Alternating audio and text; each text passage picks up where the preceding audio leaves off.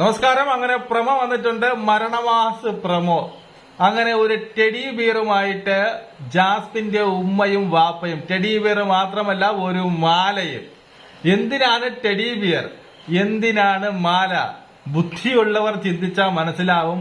മാല മറ്റൊന്നിനുമല്ല, അവൾ കയ്യിൽ ചുറ്റിക്കൊണ്ട് നടക്കുന്ന ഗബ്രിയുടെ മാലയ്ക്ക് റീപ്ലേസ്മെന്റ് ആണ് ആ മാല. മനസ്സിലാക്കൂ. ടെഡി ബിയർ മറ്റാരുടെയുമല്ല, അഫ്സൽ സമ്മാനിച്ച ടെഡി ബിയർ. 1-2 കൊല്ലം മുമ്പ് എനിക്ക് തോന്നുന്നു എന്തോ ബർത്ത്ഡേക്കോ അങ്ങനെ എന്തോ അഫ്സൽ കൊടുത്ത സമ്മാനമാണ് ആ ടെഡി ബിയർ എന്നാണ് നമുക്ക് പറയാൻ സാധിക്കുന്നത്. ആ ടെഡി ബിയർ കൊണ്ട് റീപ്ലേസ്മെന്റ് ഏതാണ്? മറ്റൊന്നുമല്ല, ഏതാണ്? നമ്മുടെ ഗബ്രിയുടെ ഫോട്ടോ. ഞാനിവിടെ നേരത്തെ വീഡിയോ ഇട്ട് പറഞ്ഞപ്പോൾ കുറെ പേരൊക്കെ കുരു പൊട്ടി. ജാസ്മിന്റെ കുറെ ഫാൻസൊക്കെ ഞാൻ തള്ളുന്നതാണ് എന്ന് പറഞ്ഞു. മനസ്സിലായോ? അപ്പോഴേ ഈ സംഭവങ്ങളെല്ലാം നമ്മൾ അറിഞ്ഞതാണ്. പിന്നെ പതുക്കെ പറയാമെന്ന് കരുതി. അപ്പോ ഇതാണ് സംഭവം. മനസ്സിലായോ? ടെഡി ബിയറും മാലയുമായിട്ട് ജാസ്മിന്റെ ഉമ്മയും വാപ്പയും എത്തിയിട്ടുണ്ട്. അത് മറ്റൊന്നിനുമല്ല, അവരുടെ വാപ്പേനെയും ഉമ്മേനെയും ഒരിക്കലും നമുക്ക് കുറ്റം പറയാൻ പറ്റത്തില്ല. അവരുടെ ഒരു വാപ്പയുടെ ഉമ്മയുടെ മനസ്സെന്താണ് നമുക്ക് കൃത്യമായിട്ട് അറിയാം. അത് മനസ്സിലാക്കാതെ പോകുന്നത് ഈ പറയുന്ന ജാസ്മിനാണ്. ഇനിയെങ്കിലും അവര് പറയുന്നത് കേട്ട് ജീവിക്കാൻ നോക്ക്. നീ കാണിക്കുന്നതെല്ലാം തെണ്ടിത്തനമാണെന്നുള്ള തിരിച്ചറിവ് ഇനിയെങ്കിലും ഉണ്ടാക്കും. നിന്റെ സ്വന്തം വാപ്പ ഇത്രയും പ്രശ്നം ഏഷ്യാനെറ്റിൽ ഉണ്ടാക്കി അവിടെ വന്ന് താങ്കൾക്ക് പറഞ്ഞ് തരിപ്പിച്ചു എന്താണ് ഇവിടെ നടക്കുന്നത് എന്നിട്ട് പോലും കേൾക്കാതെ നീ തന്റെ തോന്നിവാസം മൊത്തം കാണിച്ചു. ഇപ്പൊ തന്നെ ഈ പറയുന്ന ജാസ്മിന്റെ വാപ്പ ഇതിനകത്ത് കയറില്ല എന്ന് പറഞ്ഞു നിന്ന ജാസ്മിന്റെ വാപ്പ അവസാനം കയറി. കാരണം സ്വന്തം മകളാണ് ഇവിടെ കിടന്ന് ചീഞ്ഞ് നാറുന്നത്.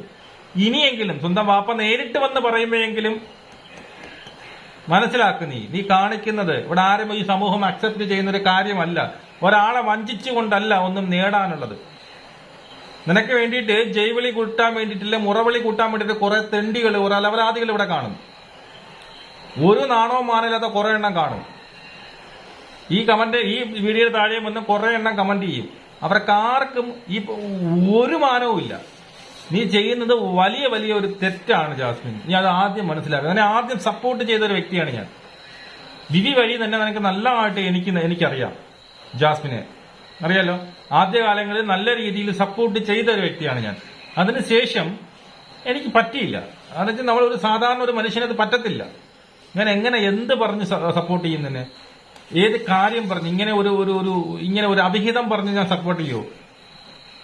ഒരു പയ്യനെ വാഗ്ദാനങ്ങൾ കൊടുത്ത് മോഹിച്ച് കൊണ്ടുവന്നിട്ട് ഇവിടെ അവന്റെ പേര് പോലും പറയാതെ, അവന്റെ പേര് പോലും ഉച്ചരിക്കാതെ കള്ളത്തിന്റെ പുറത്ത് കള്ളങ്ങൾ പറഞ്ഞ് നീ ഇങ്ങനെ ഒരു തെണ്ടിത്തനം കാണിക്കും. എനിക്ക് ഒരിക്കലും സപ്പോർട്ട് ചെയ്യാൻ പറ്റത്തില്ല. അതിന്റെ ആ ഒരു രോക്ഷമാണ് ഞാനിവിടെ തീർത്തത്. അത് ഇനിയും തീർത്തുകൊണ്ടിരിക്കും. ഇനിയെങ്കിലും നീ ഇത് മാറിക്കഴിഞ്ഞാൽ നിനക്ക് കൊള്ളാമെന്നേ എനിക്ക് പറയാനുള്ളൂ.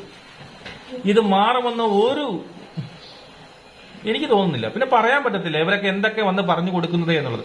അപ്പൊ ഞാൻ രാവിലെ നേരത്തെ ഇട്ട വീഡിയോ അനുസരിച്ച് എന്ത് ചെയ്തിട്ടുണ്ട്, ഇവര് ഈ പറയുന്ന ഈ ഗബ്രിയുടെ ഫോട്ടോയും ഈ പറയുന്ന ഗബ്രിയുടെ മാലയും തിരിച്ചു വാങ്ങി, വലിച്ചു പൊട്ടിച്ചൊന്നുമില്ല, തിരിച്ചു വാങ്ങി സ്റ്റോർ റൂമിൽ കൊണ്ടുവച്ചു, തിരിച്ചെടുത്തു എന്നുള്ളതാണ് നമുക്ക് അറിയാൻ പറ്റുന്ന വിവരം. സ്റ്റോർ റൂമിൽ കൊണ്ടുവച്ചു. ഇനി ജാസ്മിന്റെ വാപ്പയും ഉമ്മയും വന്ന് പോയതിനു ശേഷം ജാസ്മിന്റെ കയ്യിൽ ആ ഫോട്ടോ കാണത്തില്ല. അതിപ്പോ വളരെ കോമൺ സെൻസ് ആയിട്ട് ചിന്തിച്ചാൽ മതിയല്ലോ. നിങ്ങൾ എന്തിനാണ് ഇതിനൊരു കള്ളത്തരം എന്ന് പറയുക? ഒരു കോമൺ ഒരു അച്ഛനും വാപ്പയും വരുമ്പോ എന്തായാലും ഇത് മാറ്റത്തില്ലേ? അല്ലെ നീ പറയാം കുഴപ്പമില്ല മക്കളെ, നീ നല്ല അടിപൊളി, നീ കാണിക്കുന്നത് സൂപ്പറാണ് കേട്ടോ, നീ സൂപ്പറാണ്, നീ ഗബ്രി വെച്ച് ഇങ്ങനെ പോയിത്തിക്കോ. ഗബ്രിയുടെ ഫോട്ടോ വെച്ച് നീ രാത്രി കാലങ്ങളിൽ ഇങ്ങനെ ഇരുന്ന് ചക്കരയും എന്തിടാ, നിനക്ക് എന്ത് പറ്റിയിടാ ഉമ്മ എന്ന് പറഞ്ഞ് പുകറ്റുന്ന ഏതെങ്കിലും വാപ്പയും ഉമ്മയും പറയത്തില്ല. ഏത് വാപ്പയായാലും, ലോകത്തിലെ ഏത് വാപ്പയായാലും ശരിയാണ്, ഏത് ഉമ്മയായാലും ശരി, ഏത് അമ്മയായാലും ഏത് അച്ഛനായാലും ഒരു മകൾ ഇതുപോലെ കിടന്ന് സമൂഹത്തിന്റെ മുന്നിൽ കിടന്ന് നാറുന്നത് അവർക്ക് ആർക്കും സഹിക്കില്ല. അപ്പൊ അവർ അതിനൊരു ഉപദേശം കൊടുക്കും. ഒരു വാപ്പ അന്ന് വന്ന് ഇത്രയും സൈബർ അറ്റാക്ക് വന്നപ്പോൾ നമ്മളെല്ലാരും കുറ്റപ്പെടുത്തിയല്ലേ. പക്ഷെ അങ്ങേരുടെ മനസ്സിലുള്ള വികാരം നമ്മൾ മനസ്സിലാക്കണം. പുള്ളി ഒരു അച്ഛനാണ്, മനസ്സിലായോ? അപ്പൊ പുള്ളി എന്ത് ചെയ്തു, വന്ന് വളരെ മര്യാദയ്ക്ക് ഇവിടുത്തെ കാര്യങ്ങൾ പറഞ്ഞ് മനസ്സിലാക്കി കൊടുത്തിട്ടും അതിന് പുല്ല് വില കൽപ്പിച്ചുകൊണ്ട് 2 ദിവസം അയ്യോ എന്തോ കുറെ ആക്ടിങ് കാണിച്ചിട്ട് അതിനുശേഷം അതിന്റെ അപ്പുറമായിരുന്നു നീ. അതിന്റെ അപ്പുറം കാണിച്ചു കൂട്ടിയ വൃത്തികേടുകൾക്ക് കണക്കില്ല ജാസ്മിൻ നീ. അപ്പൊ നാളെ രാവിലെയാണ് എനിക്ക് തോന്നുന്നത് ഏറ്റവും തുടക്കം ഫസ്റ്റ് വരുന്നത് ഈ പറയുന്ന ജാസ്മിന്റെയും പിന്നീട് ജാസ്മിന്റെ ഉമ്മയും വാപ്പയാണ് ആദ്യം വരുന്നതെന്നാണ് നമുക്ക് അറിയാൻ സാധിക്കുന്നത്. നമ്മൾ എന്നും വന്ന നോർമൽ സമയത്തിൽ കുറച്ചുകൂടി നേരത്തെ ആണെന്നൊക്കെ പറയുന്നു. അറിയത്തില്ല, വളരെ കൃത്യമായിട്ട് അറിയത്തില്ല. പക്ഷെ ഈ കാര്യം ഉറപ്പാണ്, ഗബ്രിയുടെ ഫോട്ടോയും ഗബ്രിയുടെ മാലയും ഇനി അവിടെ ഇല്ല. സദാസമയം ഗബ്രിയുടെ മാലയും പറയുന്ന കയ്യിൽ ചുറ്റിക്കൊണ്ട് കടന്ന പാട്ട് അവിടെ ഇല്ല.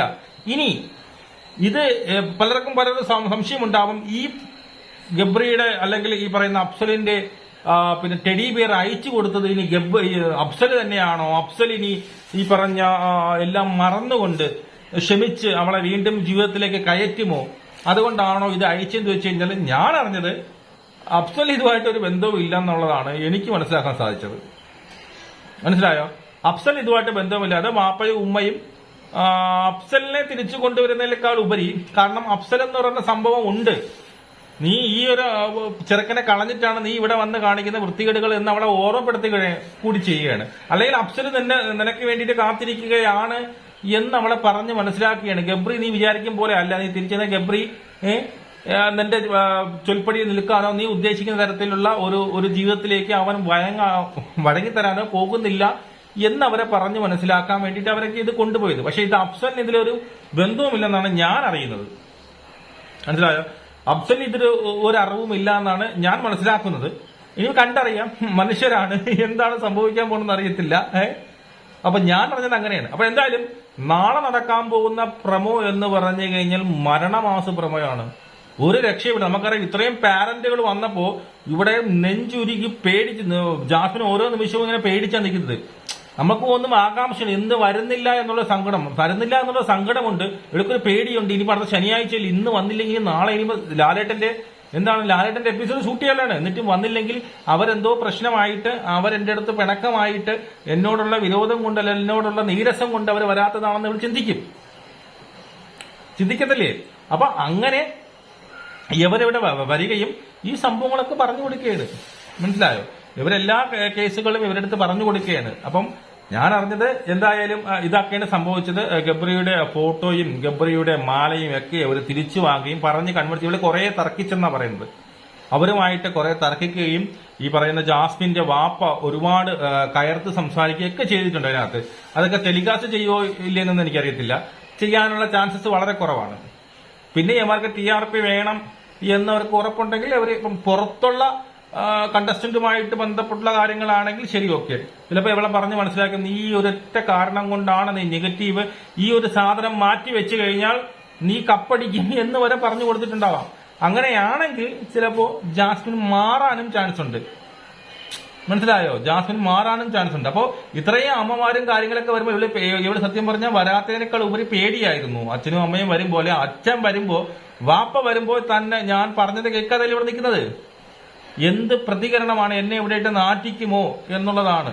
അതിനേക്കാൾ ഉപരി വാപ്പയ്ക്ക് പേടി കാണും, ഇവളെ എന്നെ വാപ്പയെ ചവലിരുത്തുമോ എന്നുള്ള സംശയവും കാണും. പക്ഷെ എന്തൊക്കെ പറഞ്ഞാലും ഇവൾക്കൊരു മാറ്റം സംഭവിക്കുമോ അല്ലെങ്കിൽ ഒരു തിരിച്ചറിവ് ഉണ്ടാകുമെന്ന് എനിക്ക് തോന്നുന്നില്ല. ഉണ്ടായാൽ നിനക്കുള്ളൂ. അപ്പൊ എന്തായാലും നാളത്തെ ലൈവ് 1 TRP ആയിരിക്കും. ഇതുവരെ ഇല്ലാത്ത 113 TRP ആയിരിക്കും നാളത്തെ ലൈവ് ആയാലും എപ്പിസോഡ് ആയാലും നമുക്ക് കാണാൻ സാധിക്കുന്നത്. നമുക്ക് വീണ്ടും കാണാം. ജയ് ഹിന്ദ്.